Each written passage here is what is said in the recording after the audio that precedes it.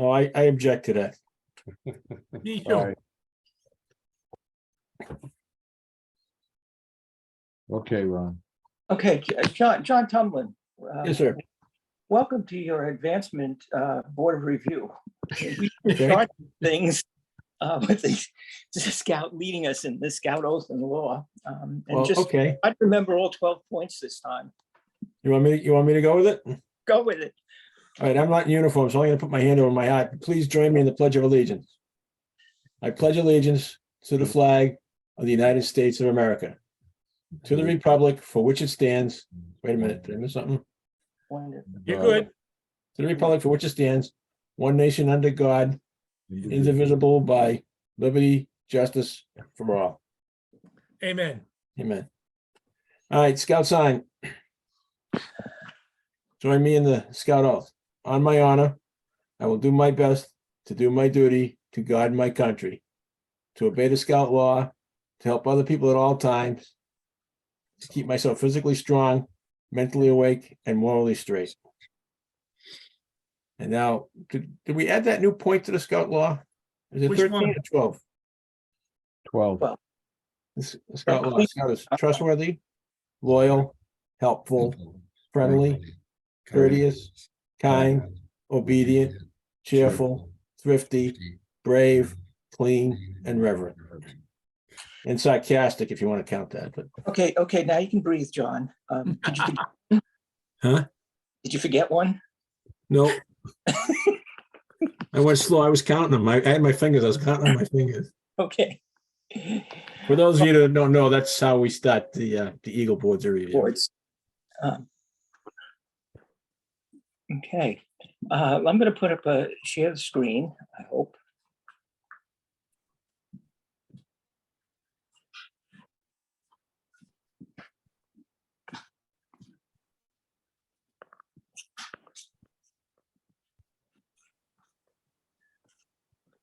Here we go. Steve, would you want to, this is your business. Do you want to bring, to tell us all about this?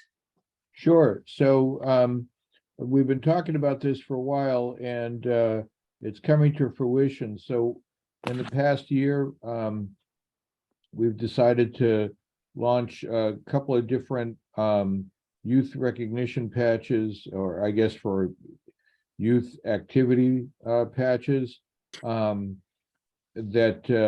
are for cold weather camping, winter camping. And the Frost Points patch is actually the name of something that you can track in internet advancement. I'm told that there's a way to count the number of degrees below freezing that a scout camps cumulatively, for the season, I guess November through March. And we're asking unit leaders to report those numbers to us, and then we will keep track and make a report of who the coldest scouts in the district were, so to speak. And the Scoutmasters can purchase these patches, which are in three categories. The white one is for sort of the entry level of degrees below freezing. The blue one is for mid-level, and the purple one is for the highest number of degrees below freezing. And that's because that's the color your lips turn after you've been camping in the cold for that many nights. Well, you got to time the shivering too, right? If shivering faster, it's colder. Yeah. Oh, you'll get a rocker if you shiver, depending on how much. Just kidding. But so the Scout wheel, the patches are in. They're at the Scout office for me to pick up, and so we'll just facilitate units purchasing them. I don't have the price, but we'll keep it at cost. Should be just a few dollars for each patch, and it's all up to the Scoutmasters or somebody from each troop committee to just report to me, and we'll take your word for it. Whatever you tell me, that's what we'll do, and we just need you to reimburse us for the cost of the patches. The Snowy Owl and Deep Freeze are similar but different. The Snowy Owl is for camping one night below freezing in a tent. We're not counting degrees, just any night, one night below freezing in a tent. And the deep freeze is for 2 nights consecutively in a tent below freezing. And again, this is Scoutmaster's discretion. You tell us and purchase the patches, and you know, we're not going to tally anything up, but we want to encourage scouts to go winter camping, and having a patch for them to stand out if they do camp during the winter time is helpful in that regard. I forgot to mention that with the frost points, we want to recognize the coldest scouts at the district dinner, which we planned for April. And I have the date written down somewhere, not in front of me. I think it's April 30th, a Sunday afternoon. I think at 4 o'clock, maybe. I forget. I don't have those notes in front of me because it's not all set in stone yet, but that's the plan. So if you've got a scout that was particularly dedicated to cold weather camping and you want to give them a purple Frost Points patch, we'll invite them to the district dinner in April and shower praise on them. So the other 2 things here, we've got one other thing here. The district is planning a camporee for the spring, May 5, 6, and 7 at Prospect Hill Park in Waltham. Formal approval from the city is pending. And as soon as we get that, which is anticipated on January 11, after their recreation board meeting that night, we'll put out a more formal announcement and set up online registration. It's going to be, somebody has a question? Yeah, no, Steve, you are still looking for volunteers to help with the organizing committee for that, aren't you? Yes, if somebody wants to get involved with the organizing committee, I would welcome them as a volunteer. It will be similar in some respects to the way we manage Klondike, which is that we ask for unit volunteers to run the different skill stations. But it won't be identical to Klondike in that way. In other ways, in that in the morning, we're going to have a limited number of skill stations. And then in the afternoon, we're going to have optional activities, a 3-hour conservation service project to benefit the park. There'll be a scavenger hunt, as well as an opportunity to do something in the nature of like a scout show demonstration for the public.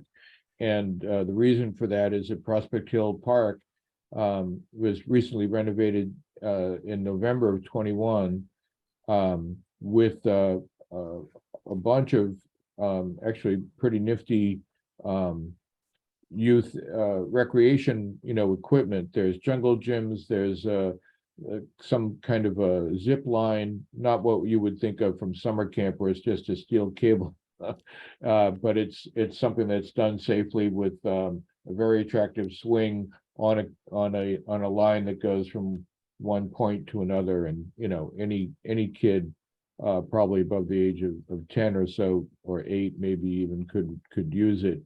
And they've got a variety of other things there that families bring their kids to play at all the time when it's open, when the weather is warm. And so this gives us an opportunity to present scouting to the public without necessarily organizing something that the public would have to attend, because they're going to the park already. There's a large open field in that same area.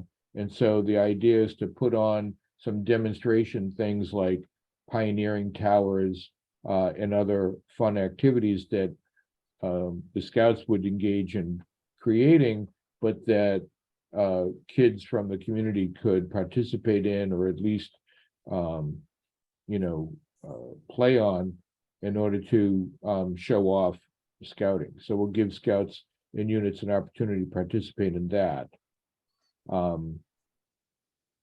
Great. That's the rundown on it. And Right, of course, and the Klondike Derby coming up February 5, and here you go. So I'll kick it back to, oh, you want me to keep going with this, Ron? keep going, Steve, right, sure. Do Okay, we have so, a leader's guide yet, Steve? no, I I- don't have a leader's guide yet. No, there isn't a guide yet. I had gone to the web address there, and basically it's registration information and a description of the project. No leader's guide yet, as far as I could find. My York troop is gonna go. From York? Yeah, Wow, they decided last night they wanted to go. that's wonderful. I thought it was great. So they're gonna come down on, they're gonna come down on their sleds? Yeah, we'll probably get a couple of dogs and head down. Well, you get some tenderfeet. They can, Yeah. Right down 95. You can do it. Well, yeah, you go up the main turnpike and turn left. Okay. That's the information I have at the moment. And one of the district committee members, Robert Logan, is probably our contact person for the Klondike Derby. If you want, we can send an email and I'll get you his contact information for them. Yeah, and you know what I'll do is, I'll capture those two links and put them in the chat. Good idea. Yep.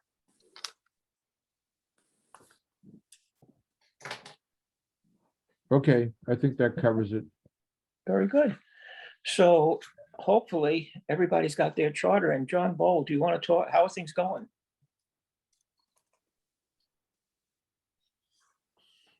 How are things going? Slowly, as always. Slowly? Council set a deadline of November 30th to get them in. I all very completed and we finished. did not put that on the slide. No. And well, the technical official deadline is December 31st. Everybody's charter is good until it expires on December 31st at the end of the year. Council wants the extra time, the month of December, to be able to iron out any problems they run across and to not jam up themselves with all the late people like I'm going to be doing for PAC 609. But I've only had one request for assistance so far. It was about basically how to link to or open up something in Scout Book, which I am not familiar with. I couldn't answer the question. Ken Fung, actually, Ken, you're the one I probably should have called on. You seem to be up to date on all that stuff, digital or otherwise. But that's the only issue I've had so far. The system is significantly smoother or easier than previous years. In fact, I've watched the how to do it little guide video, and it really goes too fast for from my speed, but it is pretty good compared to what we've had in the last, and they've gotten rid of some of the difficulties, especially the money. They want everybody to pay at the council, not pay in to national when they submit this at the end of the process. So they'll get the right amount for charge.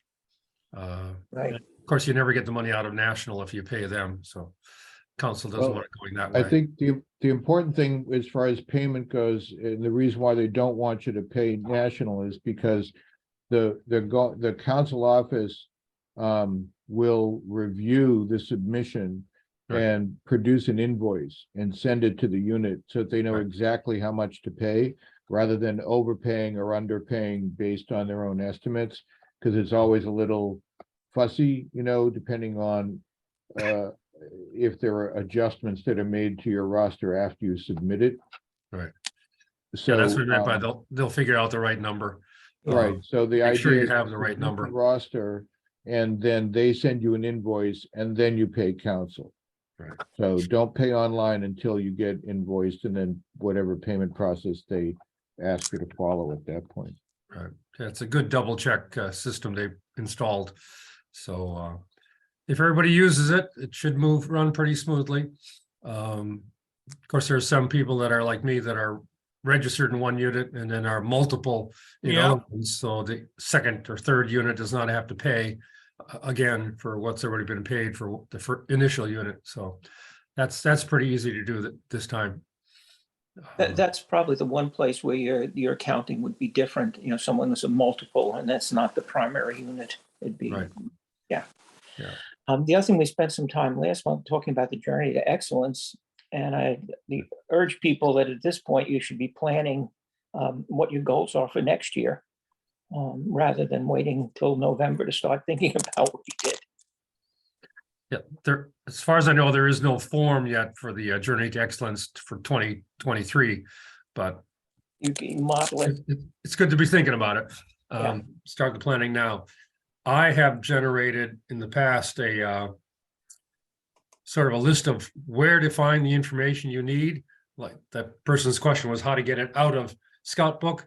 But I kept it internal of, like checking out your scribes notes from meetings, and any recordings they would have from the committee meetings, to try to piece everything together instead of wondering at this point, oh, how many trips did we do? Or what was this? And how about that? So, but I haven't updated that for a little while. But that was available through the commissioners in the past. It'd be helpful if we could share that with the unit leaders. There is the backside of it does have an explanation of how to calculate or how to correctly come up with the answers for the individual Journey to Excellence criterions, plural, Right. criteria. So, but it's only as good as the record keeping you have. A lot of PACs don't keep records of attendance. So when they're asked how good their attendance are, they don't have any way of doing it. Just, oh yeah, it's good. Yeah, we get lots of kids. Oh, sure. You may be missing 20% of your kids, but you got 80% that makes like it's filling the room. So, but yeah, in the future, I'm going to be updating those little cheat sheets. There also is at the national site for Journey to Excellence. There's a reference and a link to a kind of a handbook for each for the Cub level and Scouts BSA and for venture level units. So there is kind of a guide out there to how to fill it out. Oh, be interesting comparing that to mine because that didn't exist when I put mine together. Yeah, but local might be better. Yes, I think so. Yeah. Okay. Anybody have any questions or problems to talk to the commissioner about this process? Okay. No takers? No takers. Okay, John. Just perfect. Thank you. Well, I guess we can move on then to the kind of main breakout topic, which is first aid. And obviously for Scouts BSA, we have first aid requirements all the way from tender for the first class, the Eagle required first aid merit badge. I went looking at, do we have a Cub leader here? George, you do Cubs? Yes, I do. I'm a Cub master. And I went through that list of requirements and activities and adventures, and my eyes crossed. That was the first thing that happened. But as far as I could tell, that Webelos first responder really is the first serious look at first aid stuff. Is that true? There are kind of scattered first aid requirements. I haven't kind of thought of it in a more comprehensive way. So it's true that maybe some of those requirements have gone away. Yeah, because I looked at things, like an adventure that had to do with a hike or a camping trip, and it wasn't a clear, how to take care of a cut, that kind of stuff. So the place where it's comprehensive seems to be in the Webelos first responder activity, right? Not adventure. And it's interesting because as a scout master, I was kind of stunned. It looks like you covered the requirements from tenderfoot to first class. Many of them are in that activity for Cub Scouts, which is kind of nice. So the real question is, starts to get into how do you teach this? How do you prepare your scouts to satisfy these various requirements? And it seems to me there are numbers of different ways. And what I kind of did a little looking at was the ideas of using various scenarios. You set up a situation and you try to have the scouts address it as they would a real first aid emergency. And that's this little thing about assessing the situation. Is the environment safe? Do you want to make sure before you do anything that you have not gotten into a situation where you're going to cause more casualties? And then the classic example of that is the down power line, where you have to make sure that you don't have somebody exposed, being shocked because you didn't pay attention to that. Part two is the victim's condition, airway, breathing, circulation, and dangerous bleeding. That's the D in that. And then establishing a treatment plan. So just for fun, let's do a couple as a group. For each of these, by the way, the link is on the slide. So it's possible for you to go, for example, in this one, this is from BSA. They have 10 different scenarios that they talk about. You can take a look at those and see if those are helpful for your unit. So this is somebody in hot weather who looks pale, breathing rapidly, skin is warm, he's confused, and speech is not clear. And there's a throwaway here. You notice his water bottle is empty. How would you attack this problem? What's his color? What's his color? Very pale. If it's not bright red, it's probably heat exhaustion rather than heat stroke. Yeah. Heat exhaustion is just rest, get him out of the sun, get him into some shade, give him fluids. Right. Try to cool him down. Yep. Yep. Okay. So we're okay on that one. This is another one from that set. If his skin is bright red, it's probably heat stroke, which they used to teach us was a true emergency. You'd have to evacuate him. Yep.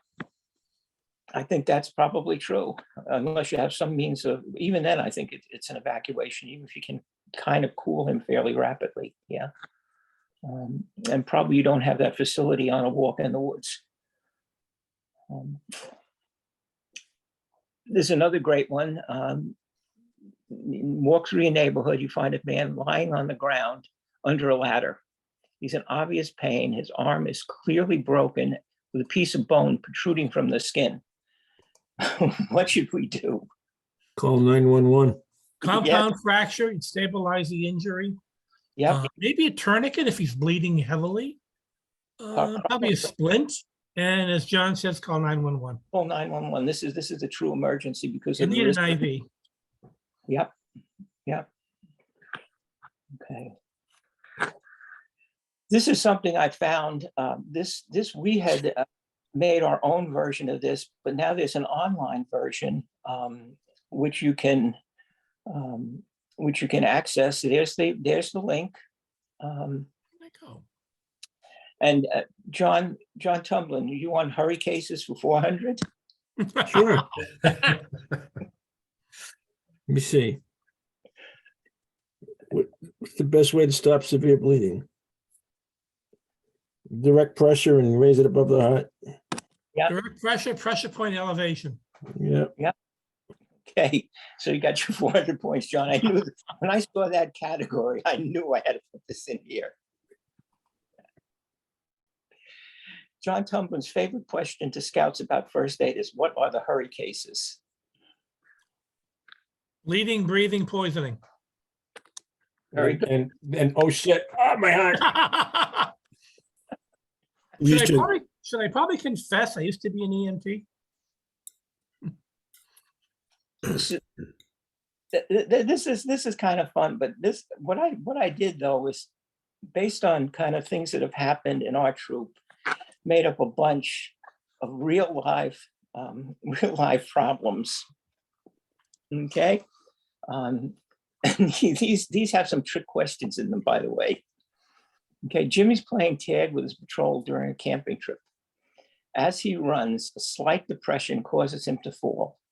He complains about pain in his right ankle, his night ankle.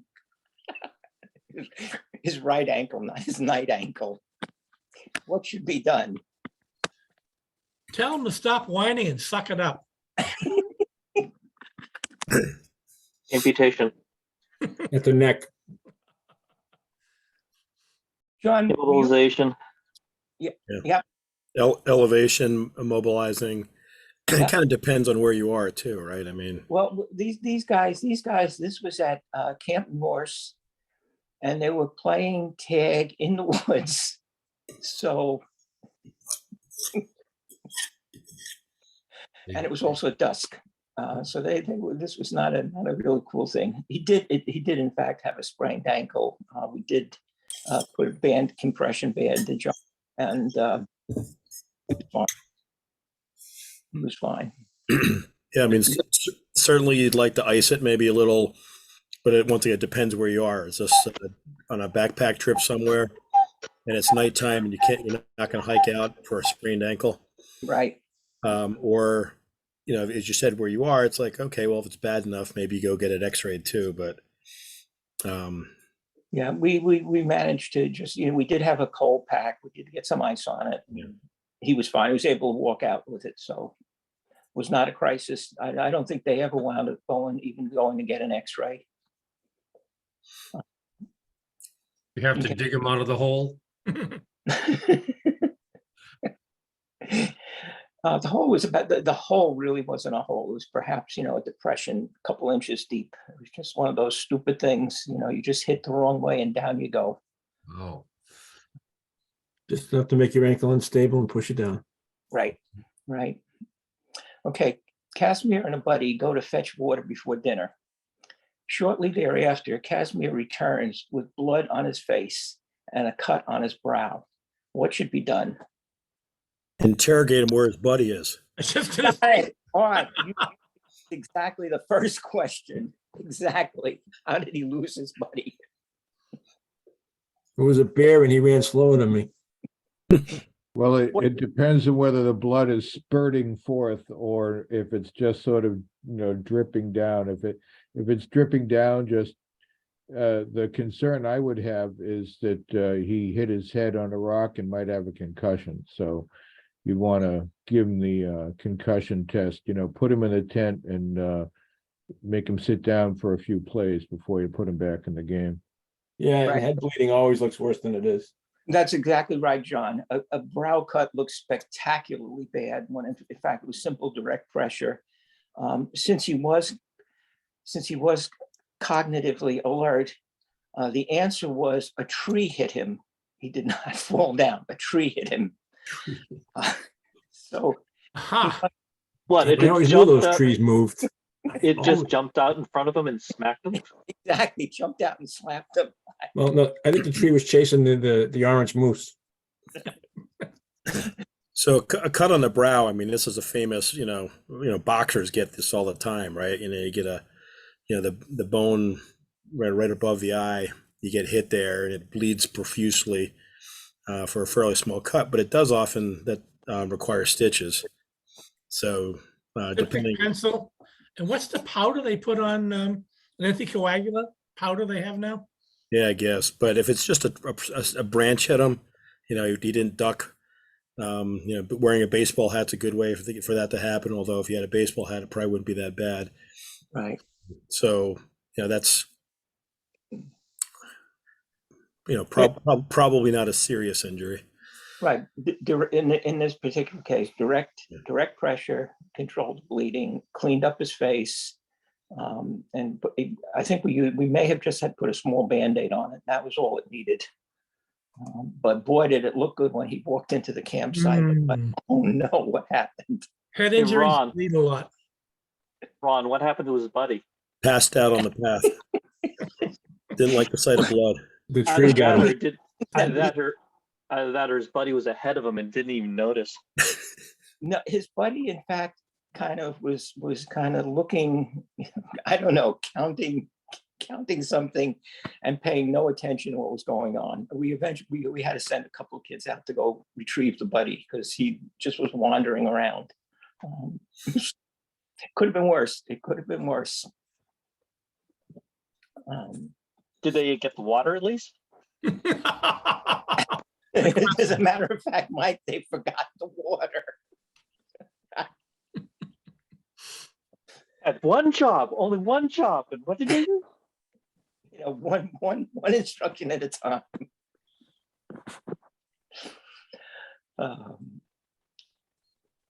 Okay, this is another great one. This is a Klondike Derby story. Miles comes and complains that his feet are cold. On the outside, his boots look dry, but when we looked at him, his feet are unnaturally light. What should be done? How do they feel?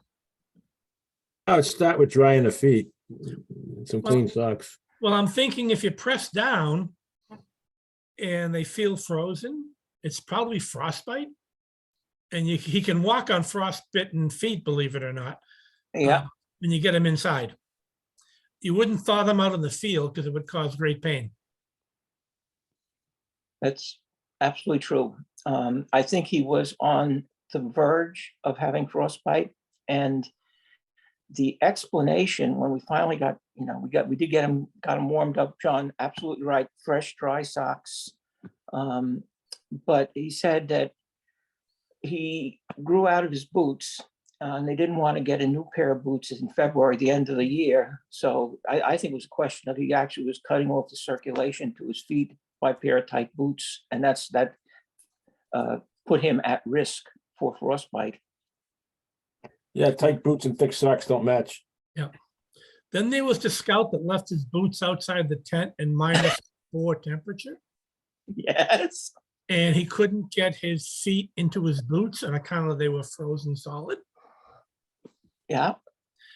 So we actually, I think we boiled water and emptied that into a nag bottle and put them inside his boots so they would thaw enough so he could walk down to the cabin and get Yep. inside. Yeah. Is that reasonably correct, Stephen? You're muted. You're asking me, what 'Cause you were the I've always, scoutmaster. what I've always been told is that, you have to warm them up gradually. You don't want to put boiling water even in a nag bottle next to any. No, sort these were his boots to thaw them out. Pull them in the sleeping bag and let the sleeping bag warm them up. Oh, I thought, I thought you were talking about his feet. No, these were his boots to warm them up so we could send him down to the lodge at Sayre. Yeah. Oh, you're talking about Mads? Yes. I don't remember putting boiling water in nag bottle inside the boots. I think we just put them on him because we knew we were sending him down to the Hayden. to the Hayden Lodge to warm up, and so he could take them off there and they would dry inside. But I don't remember putting hot water bottle, but that sounds like a good idea if you have the Does. time to let them thaw. Yeah. The other one, Mike, which was kind of was where the scout got his boots wet and he put them next campfire, Oh, but a little too close. Yep, melted boots. Melted boots. That's a pet peeve of mine that I bring up to Melted scouts all the time. They put their boots around the campfire to dry them up or warm them up. And both for leather and synthetic boots, it's a bad idea Yeah, get them, at all close to a campfire, because the leather's gonna dry out and crack on you, it won't be anything even close to waterproof, let alone a functional boot. And the same thing with the synthetic, it will melt, the synthetic fibers will just melt if they get too close to flame, and $200 out the window for a pair of boots. If That's all right. They're gonna grow out of them in a couple of months anyways. Yeah, but if it's Friday night or on a campfire, that's a bit, or even Saturday night, you still get, Sunday to pack up and go home. You need functional boots. So it's just a bad habit for them, to get into, and should be discouraged. One of the interesting things is to get the kids to recognize, as John said, at night, put the boots in your sleeping bag. Don't let them freeze in your tent. Yep. And the other thing is, even though it doesn't seem to make sense, you should leave the vent open on the tent, so you don't wind up having an in-house snowstorm. yep. Yeah, so I mean, the other thing, if you have the wet boots, the if you're gonna throw them in the bag or someplace where it's warm, you may or may not have newspaper with you. But I mean, that's what we would do with the boot. You get wet boots, is cram them full of newspaper to suck the moisture out of the inside. Mhm. Sounds like a good plan to put on the packing list. Yeah, I mean, it's probably something you don't have on a camping trip, unfortunately. But At least stuff them in the trash bin. yeah, put them inside a trash bag in the bottom of your Right. your sleeping bag. At least they'll be warm and wet, or not frozen and wet, but they're still not going to be good in the morning. It's tough. Right. That's what bread bags are for. Yeah. Yeah. Okay. So the other trick that ends up happening there is too, maybe that's what you're saying. I heard something about, you said like a something bag there, Ken? Bread bag. Bread bag. That's okay. That's Yeah. exactly what I was going to say. Bread bag. Yep. So at least you can keep the feet dry, even if the boots are still wet. Mm-hmm. Mm-hmm. Yeah. And you might actually have a bread bag or two on a camping trip. That's a yeah. And you're saying to put the foot in a plastic bag. I would put a sock on first. Yeah, sock first. Yeah. Yeah. And that might actually keep the foot a little warmer. Yeah, a little more sweat too. Yeah, but if the boot's wet, Right, that's it. But yeah, you know about it now. So Yeah. make sure you dump the crumbs out there, otherwise you have a crummy walk. Make sure it's empty. yeah, get the bread out first. Yes. This afternoon, I thought of another one, which was a kind of an interesting problem.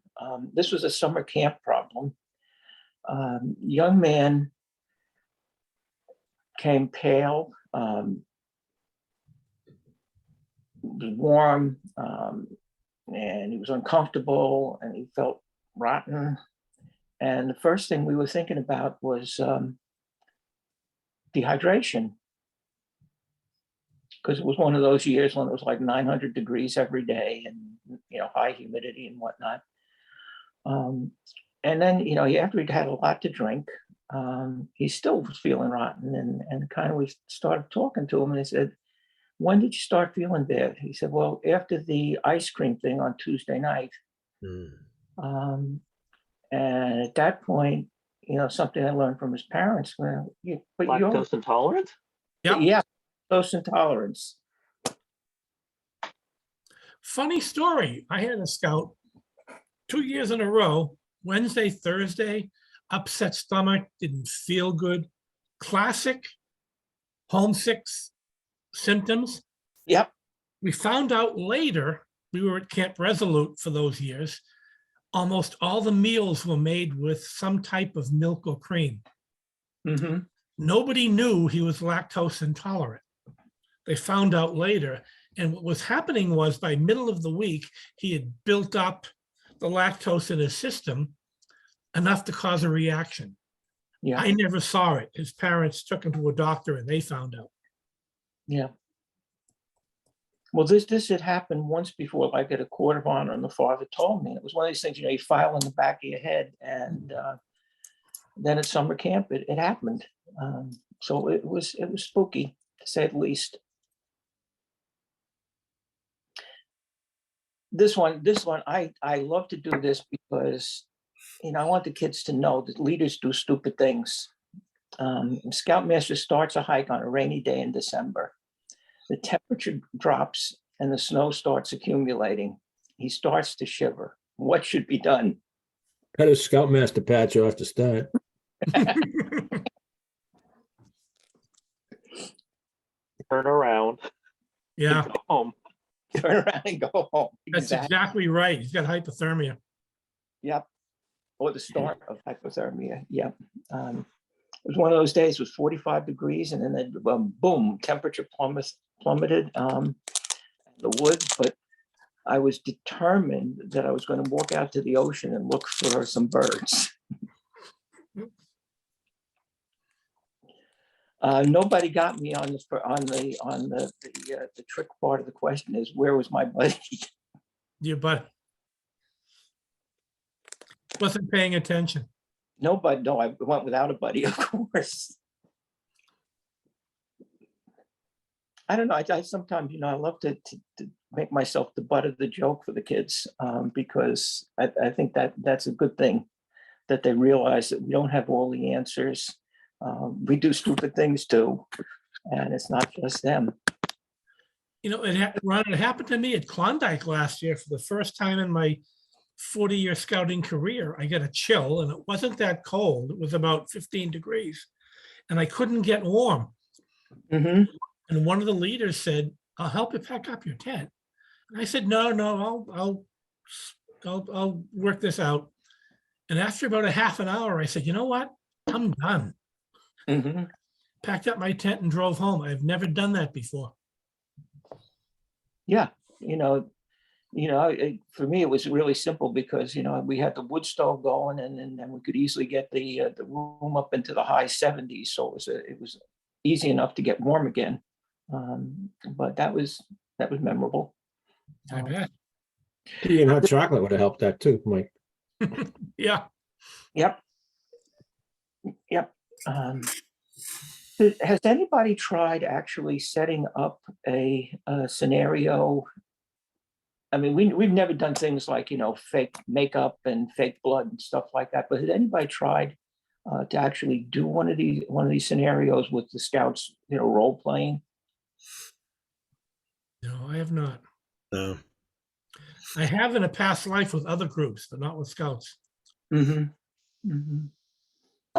Not with scouts, but they did do it at Wood Badge, and there was a group that did it at Powderhorn.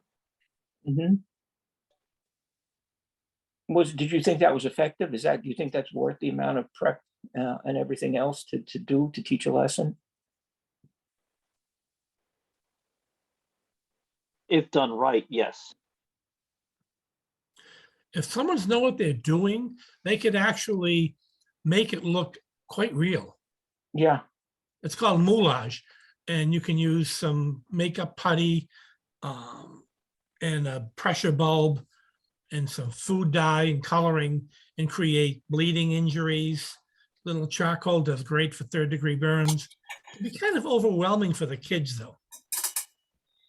Yeah, I can imagine. I could see it not being having some problems.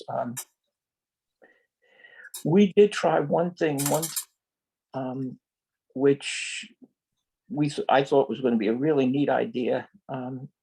We had an older scout. The plan was that we were meeting in the school, and one of the scouts was going to go over to the rectory to deliver something, maybe the charter to be signed by the pastor.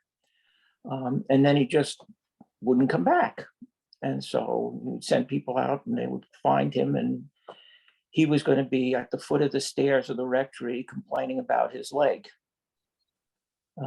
So this was going smoothly like clockwork. We had kids, kind of wandering, looking around the grounds to make sure where he was and stuff. And they find them. One group finds them, and they come back and they get the kids that are going to do first aid. And as I get there, I look down the street and I see an ambulance with the red lights flashing. Oh. Oh, well. Oh, well, yeah. How am I going to explain this to anybody? Fortunately, the ambulance kept going. It wasn't that, one of the neighbors saw the kid on the ground and called. No, it was just the ambulance coincidentally being going down the street. Well, the hospital was right up around the corner. It did add, right, the hospital's around the corner. It did add some realism to the situation, though. It's actually funny. Yeah. Yeah. Best laid plans, Mike. That's what I was saying about how effective one of these could be.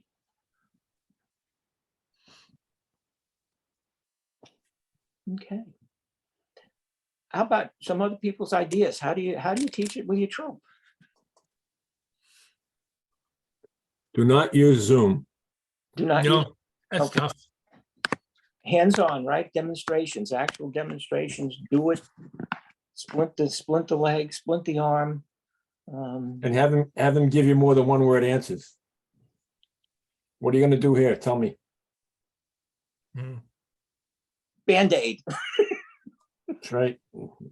Butterfly strip.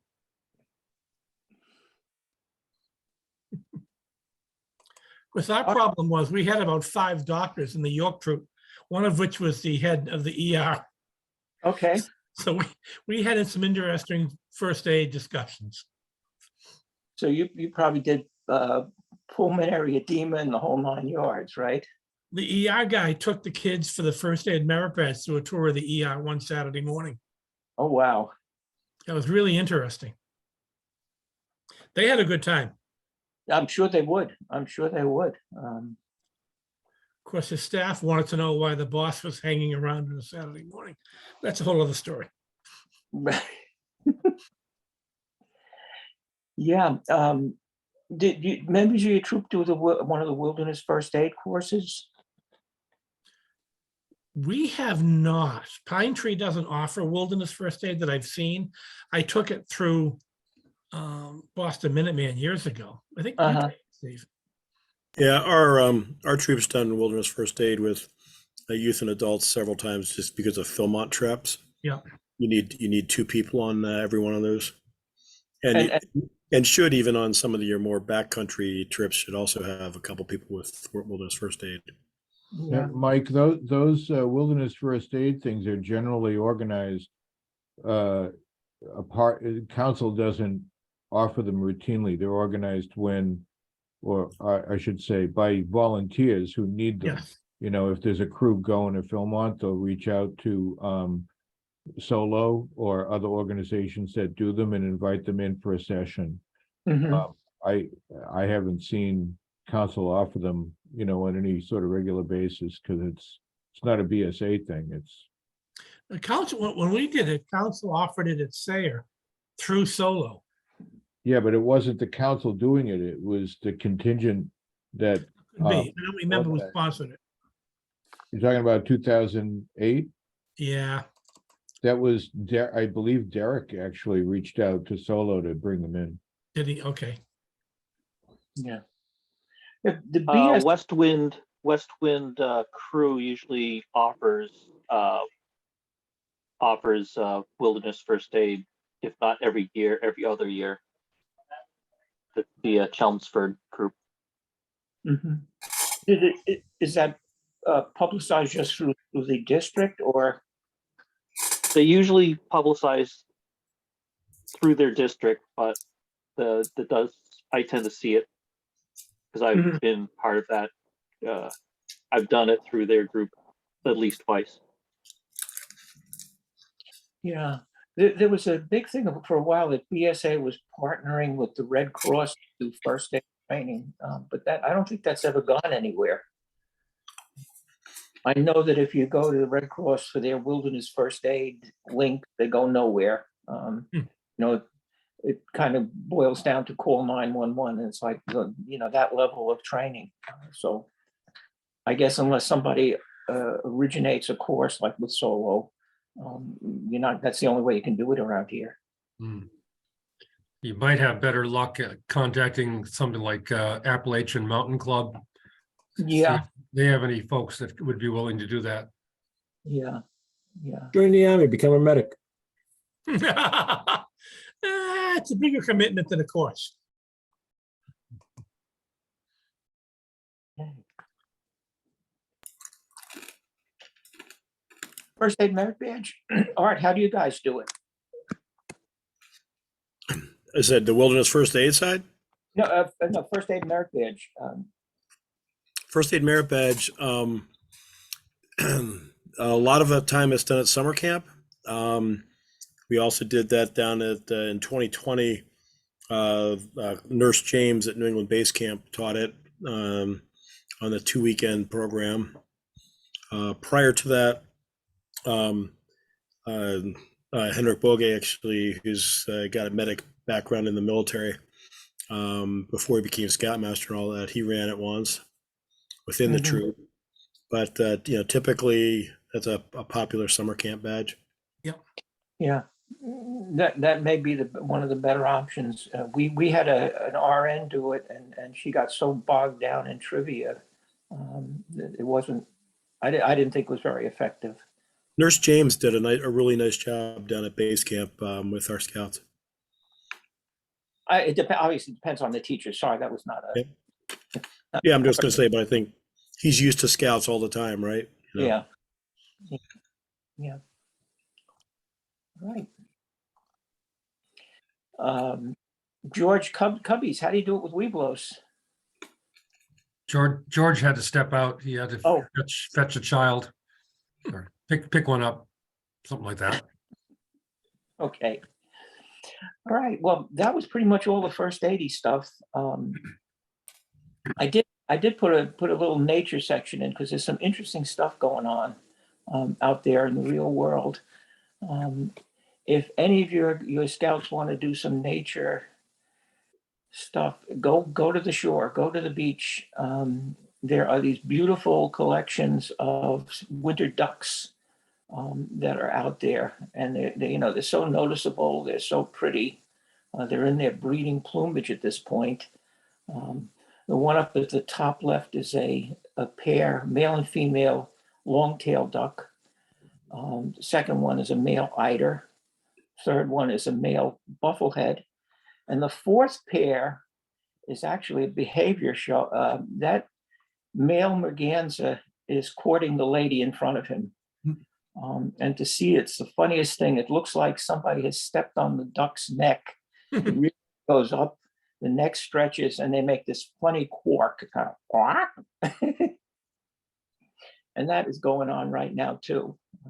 So some interesting things happening.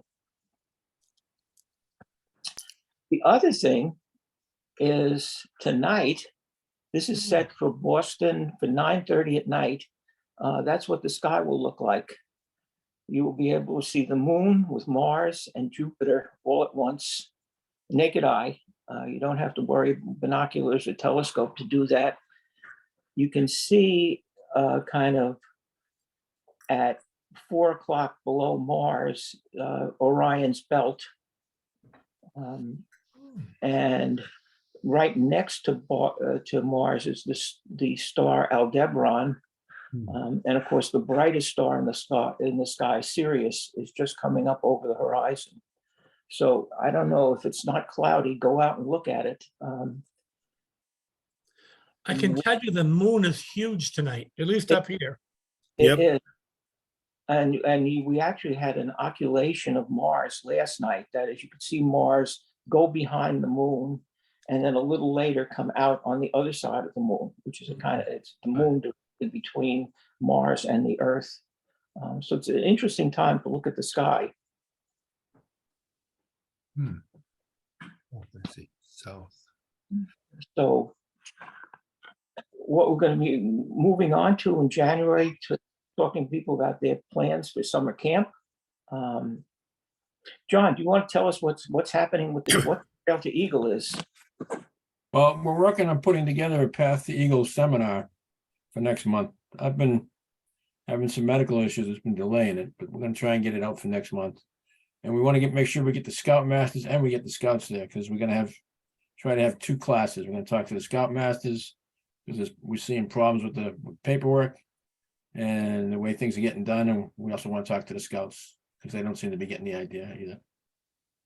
So there's been a lot of leadership changes during COVID. I think we got a gap and we're trying to close it.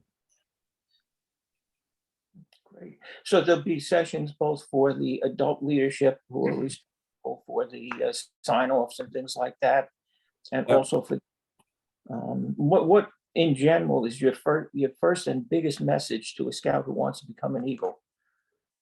It's not the project that they have to become a Life Scout. Mm, Yeah. Have an idea before you become a Life Scout. You can't work on it, but you can develop an idea before then. Right. And again, one piece of misinformation we very often hear is that you do not have to have all of your badges done before you do before you start your project. Right. That has caused many kids to come very close to missing the boat. And we get the project turned around pretty quickly, but we've had some that could take 60 days to get them approved. So if the kid comes to us with 35 days, so he turns 18, we're gonna do our best to get him there, but chances are good he won't make it. Right. Okay. So we've got a couple minutes. There's one other thing I'd like to show you. I'm going to share the screen one more time. No. Share content.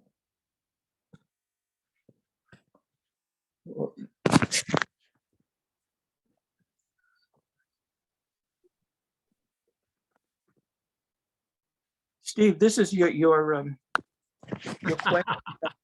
about the geese that you see everywhere. Sometimes it helps to actually pay attention. Anybody remember the Sesame Street jingle? One of these things is not like the others. mm. Yeah, See this guy sitting there in the midst of, there were actually 75 Canada geese in this flock. But that bird is called a barnacle goose. And he is visiting us from somewhere in the north of Sweden or above Russia. Do you think he knows he's different? I'm sorry? Do you think he knows he's different? I Probably not.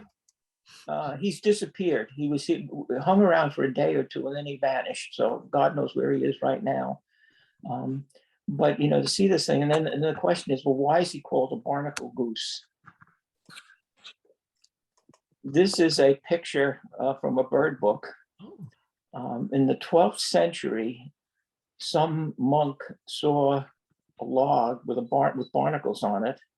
And the next day he saw geese sitting on the log. So the conclusion was the geese were hatched from the barnacles. I believe that. oh, Yep. yep. Makes perfect sense to me. Makes perfect sense to you. Okay, Mike, you also know that swallows bury into the mud under streams to spend the winter. You've heard that one too. Mm. I just thought, when I saw this thing, it was surprising. And the name, how did the name come about? Well, this is how the name came about. You go to a barnacle tree, I don't know where those grow, and you can see the ducks are hatching from it. Okay. Ah. Oh, boy. Somebody probably has already written a book, of how all these ridiculous things, came about from superstition or just general ignorance, but Yeah, like malaria, French for bad air, because they didn't know what caused the disease. right. It was kind of funny because I had been reading a book one of the things they talked about was how how these things got named. And one of the main reasons was because in 1600s, nobody knew what migration was. You know, the birds disappeared and they came back, and it's like, well, where were they? And so they came up with these weird hypotheses about, in the one case, swallows burying themselves underground for the winter. And then when people did start to travel, like in the 1600s, they finally started to get the notion of migration, what that meant, not knowing why or how, but just that the birds went somewhere and they came back.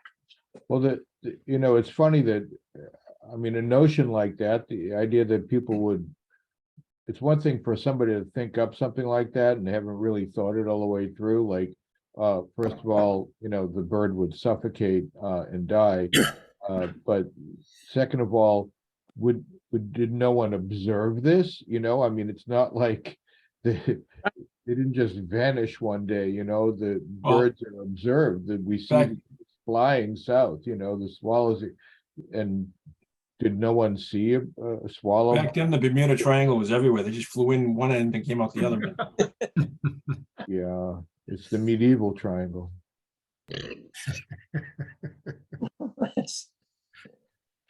All right, well, that's about all I have.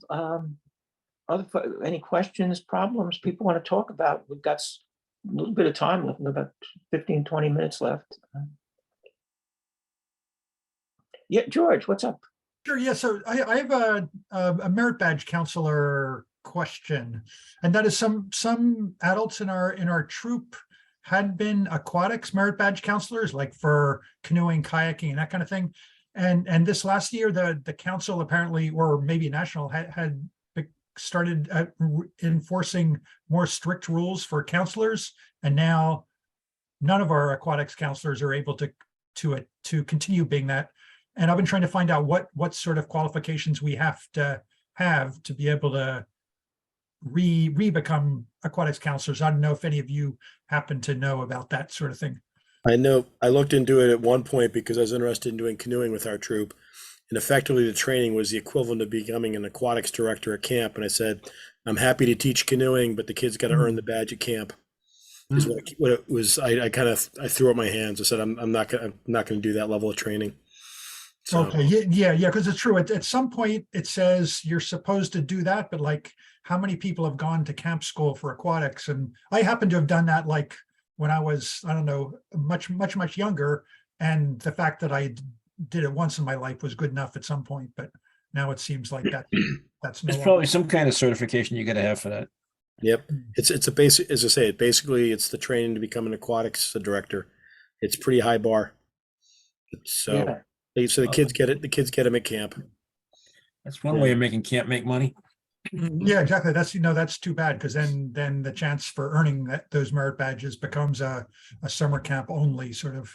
Right. deal. Now, the good news is if you get your kids down to the waterfront every day, you know, even if they don't get in the shower, at least they get, you know, they don't stink too bad by the. They get wet. You have to get wet one way or the other every day, right? Yep. Some wear their dirty clothes. Don't even wear the bathing suits. Just wear your dirty clothes. I'm afraid that pond water doesn't have any deodorant in it.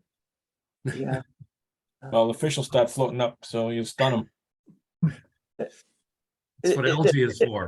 There would be similar issues with rifle and shotgun, wouldn't there? Oh yeah, you can only get it at camp. Yep. Even somebody who has like an NRA instructor certification. Actually, I think over in at the Woburn Sportsman Association in Burlington, I think they have a Boy Scout course over there. Yeah. Well, don't they do swimming at New England Base Camp in the Yep. pool? They do swimming, yeah.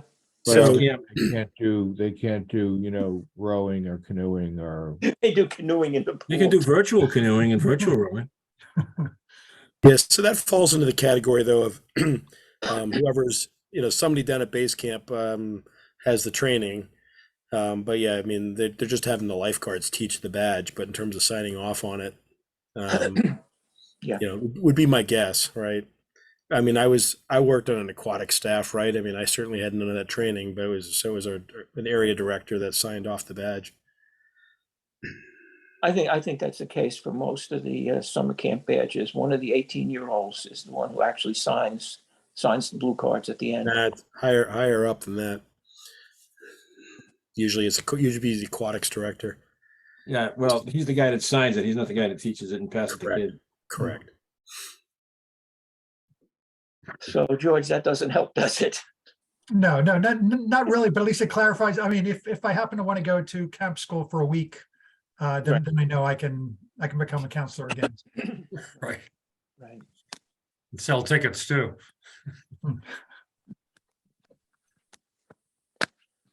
Yeah, I mean, that doesn't stop us from doing canoe trips and stuff, right? We're still going to teach it. But Yeah. Okay, well, thanks to all of you for kind of somewhat clarifying that. Right. Oh, Ron, you earlier had, I think, a question for George about what the Cub Scouts do. We did. We talked about it a little bit. And yeah, apparently some of the Cub Scout requirements are hidden in some of the other activities, some of the first aid requirements. But I was really, quite frankly, surprised to see how much of the Scouts BSA requirement, at least the 10-foot one, seems to be completely replicated by the Weeblos version of, which is nice and becomes very puzzling, because then when you get the kid in Scout in the troop, they act like, what? it's good to have Deja vu. it's good to have reinforcements. I mean, it's like all the scout rank requirements are really AOL requirements, right? So you ought to be able to Yep. breeze right through scout rank in practice. It's good to go through it a second time. Yeah, you would think that after the second time they'd remember it. Yeah, right. As Yogi Berra said, deja vu all over again. Okay. Okay, John, Steve, that's all I've got. So my apologies, I was late there. I am leading our troop on going to the Polar Bear Challenge. I guess they're calling it instead of Klondike Derby. Was there any specific thing that I know I need to register the troop and start getting signups going and all that, but was there anything administratively I need to deal with? All we had, there's a link, Steve put it in the chat for the registration. That's the only information I was able to get. Fair enough. You could contact Robert Logan. Yep. From District Committee. He's kind of our point man on this one. Yep. Yeah, I've seen a link. So okay. Okay. And then on the rechartering side, I think we're okay, except for we just don't have a charter organization. And so I think we've been our troop committee chair has been working with John Pleva on that. But, so you charter with the troop, with the council, I mean. That's I think what's going to happen. I'm kind of purposely staying out of the loop, quite honestly. Mm-hmm. I got enough things on my plate without having to worry about rechartering. Right. Understand. Yeah. I'll fill out the JTE form. Can I toss a question to Becky, since it's her first time here? You want to turn on your microphone? Yeah, she's been very tolerant of us. Yeah. Putting up with our jokes. Hi. How is your troop and pack at Otis Street handling the rechartering? Well, Yes. we're working with the West Medford. We're talking with the West Medford Community Center to charter us. So they were meeting this week and was supposed to get back to us. So we're still waiting to hear from them. Where do you guys meet? 416. That's at that Methodist church over there. Yeah, so we'll stay in the church, but we're looking to get chartered from the community center. Yeah, that's cool. I like the scout room over there. It's a nice room. Yeah, it's a nice space. We have like room for the trailer and a shed, and yeah. So yeah. That's interesting. About 15, 20 years ago. No, not even that long, but I interacted with those people at the time, And to get the troop the troop from 421 St. Raphael's Parish to be able to use their facilities for meeting while the parish center was being torn down and rebuilt. It was a 2-year process. The troop actually started a year ahead of time because they knew this was coming. And the people from the West Medford Community Center wanted us to train leaders for them to create their own troop or to start their own troop. And the They're not leaders, looking for that now. yeah, the scout leaders at that time said, no, Yeah. we just need a place to meet with our own scouts. We're not even doing recruiting. Just, yeah. So didn't want to scare them away. And they did it. We're there for about 2 years. But nothing ever happened. They never formed another troop. Yeah. So you might have another bite at the apple. Yeah, we're hoping. Jim's been talking with them, so Okay, I'd be interested in hearing what supposed happens. to know this week, so we'll see. Yeah, we're also from a United Methodist Church too, so that's our. But we have the added twist that the building that the Belmont building is actually for sale. So they're consolidating 2 churches into one into Watertown. So, we'll get the facility use for a year, but then after that, we're Okay. we need a place to meet as well. Well, with all the units you're pulling together there under one umbrella, you ought to buy the church. That church is used for so many community activities that it has crossed people's minds. Is like, what would it take to buy it and turn into, continue it for community use? Right. And I responded to that in a way. It's like, I wonder what it would take just to keep the church afloat and let them keep doing what they're doing. No, they're getting into, now you're getting into part-time pastors and all that other stuff, so. Yeah, but I mean, just, I think financially to try to, to take on a building, you now need effectively you need trustees effectively, you need the whole structure that the church has right now. Yeah. But they're short financial resources, so if their financial problems were solved, would that actually be a cheaper way to go than trying to buy the building outright? Turn around, put a trustees together, do annual fundraising to be able to do all the maintenance and all that stuff. But there's no cheap solution is the bottom line. Plus, if it's like any other church situation, deferred maintenance. Yes. Yeah. It's too bad. A lot of good scouts came out of that church. Shame. I also remember that scout room for 416. That was a lovely place. You knew there was a stream running underneath there? Yeah, it's damp. It would occasionally overflow. That's probably why it's always cold in that room. It's free. Damp. Yeah, that's a great space. So, Hey, I gotta go. Yeah. okay, well, we can Well, give you thank some extra time tonight, I guess. Yeah. I'll see Thank you you, all. everybody. Steve Sukiki, you have anything else, being district chair? No, I said my piece at the beginning. So I'm Okay, good. Thank you. thank you for that. Saves my voice. Very good. Okay, let's see, next month is January. The meeting date will be the second Thursday as always.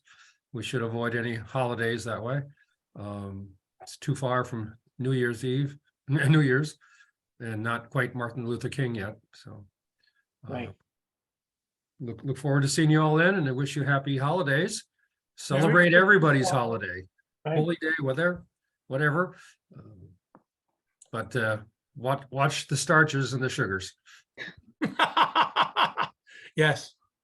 I'm already getting pushed that way. So, okay.